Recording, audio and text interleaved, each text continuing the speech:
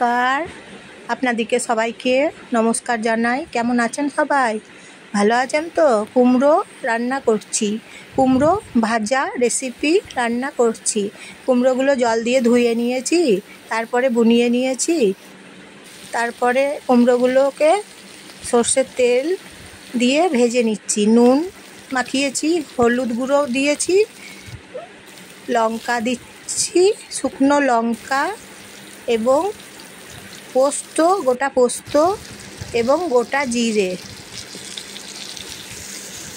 দিয়েছি। দিয়ে কুমড়ো ভাজা রেসিপি রান্না করছি। জানেন তো, কুমড়ো ভাজা খেতে খুব ভালো লাগে। রুটির সঙ্গে বা পরোটার সঙ্গে বা ভাতের সঙ্গে কুমড়ো ভাজা খেতে ভীষণ ভালো লাগে। এইভাবে কুমড়ো ভাজা দেখুন ভেজে নিলাম, করে নিলাম আমি রান্না কুমড়ো ভাজা। কি সুন্দর হয়েছে কুমড়ো ভাজা রেসিপিটা।